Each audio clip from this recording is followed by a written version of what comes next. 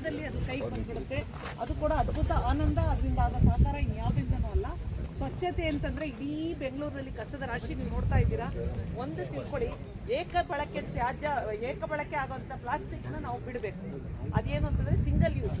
ಹೂವು, ಹಣ್ಣು, ತರಕಾರಿ ಏನಂತ ತಗೊಂಡ್ರು ನಾವು ಅವ್ರ ಹತ್ರ ಪ್ಲಾಸ್ಟಿಕ್ ಕವರ್ ಇಸ್ಕೊಳ್ಳಲ್ಲ. ಈಗ ನಿಮ್ಮಮ್ಮ ಏನೋ ತಗೊಂಬ ಅಂತಾರೆ, ಬ್ಯಾಗ್ ಕೊಡಮ್ಮ ಅನ್ಬೇಕು. ಆಲ್ವೇಸ್ ನಿಮ್ಮ ಬ್ಯಾಗ್ ಒಂದು ಕಾಟನ್ ಬ್ಯಾಗ್ ಇರಬೇಕು, ಒಂದು ಕಾಫಿ ಲೋಟ. ಎಲ್ಲಿ ಹೋದ್ರೂ ನೀವು ಯಾವುದಕ್ಕಾದ್ರೂ ಯೂಸ್ ಮಾಡ್ಬೋದು. ನಿಮ್ಮ ಜೀವನದಲ್ಲಿ 10,000 ಲಕ್ಷ ಲೋಟ, ಪೇಪರ್ ಲೋಟ ಅವಾಯ್ಡ್ ಆಗುತ್ತೆ. ಮೈಕ್ರೋ ಪ್ಲಾಸ್ಟಿಕ್ ಹೊಟ್ಟೆಗೆ ಬಂದು ಹಾರ್ಮೋನ್ಸು, ಕ್ಯಾನ್ಸರ್ ಎಲ್ಲ ಪ್ರಾಬ್ಲಮ್ ಆಗ್ತಾ ಇದೆ, ಅವಾಯ್ಡ್ ಆಗುತ್ತೆ. ಎಲ್ಲಿ ಹೋದ್ರೂ ಸ್ಟೀಲ್ ಬಾಟ್ಲಲ್ಲಿ ನೀರು ತೊಗೊಂಡೋಗಿ ಹೆಮ್ಮೆಯಿಂದ ನಾಡಿದ್ದು ನಾನು ಫಾರಿನ್ಗೆ ಹೋಗ್ತಾ ಇದ್ದೀನಿ, ಡೈರೆಕ್ಟ್ ನಾನು ಫ್ಲೈಟಲ್ಲೂ ಇದು ತೊಗೊಂಡು ಹೋಗ್ತಾ ಇದ್ದೀನಿ.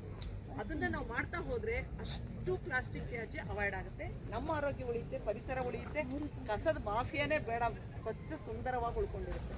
ಈ ಮೂರೇ ಆಯುಧ ಸ್ವಚ್ಛತೆಗೆ. ಹಾಗೆ ನೀರನ್ನು ಉಳಿಸೋದು. ಆಮೇಲೆ ಪ್ರತಿದಿನ ಯಾವುದಾದ್ರೂ ಒಂದು ಗಿಡಕ್ಕೆ ಒಂದು ಚೂರು ನೀರು ಹಾಕೋದು ಪ್ರತಿ ಮನುಷ್ಯ ಮಾಡ್ಬೋದು. ಬ್ಯಾಗು ಪ್ರತಿಯೊಬ್ಬರು ಇಟ್ಕೊಂಡು ಹೋಗ್ಬೋದು. ಒಂದು ಚಿಕ್ಕ ಲೋಟ ಎಲ್ಲರೂ ಯೂಸ್ ಮಾಡ್ಬೋದು. ಸ್ವಚ್ಛ ಹಸಿರು ನೀರು ದಯವಿಟ್ಟು. ಪ್ಲಾಸ್ಟಿಕ್ ಬಾಟಲ್ ಯೂಸ್ ಮಾಡಬೇಡಿ ಅಂತ ತೋರಿಸ್ತಾ ಇದ್ದೀವಿ. ಇದು ಬಿಸಿಲಿ ಹೋದಾಗ ಪ್ಲಾಸ್ಟಿಕ್ ಕಣಗಳು ಬಿಡ್ತದೆ. ನಿಮಗೆ ಹಾರ್ಟ್ ಬ್ಲಾಕೇಜು, ಎಸಿಡಿಟಿ, ಗ್ಯಾಸ್ಟ್ರಿಕ್ ಇದು ಕಾರಣ ಆಗ್ತದೆ. ಲಕ್ಷಾಂತರ ಕ್ಯಾನ್ಸರ್ ಅಷ್ಟೇ ಇದನ್ನು ಬರ್ತಾ ಇರುತ್ತೆ. ಎಲ್ಲ ಕಾರು, ಬೈಕ್ಗಳಲ್ಲಿ ಎಲ್ಲರೂ ನೀವು ವಾಟರ್ ಬಾಟ್ಲ್ ಇಟ್ಕೊಂಡು ಓಡಾಡಿ. ಇನ್ನೊಬ್ಬರ ಪರಿಚಯ ಮಾಡ್ಕೊಡ್ತೀನಿ, ಡಾಕ್ಟರ್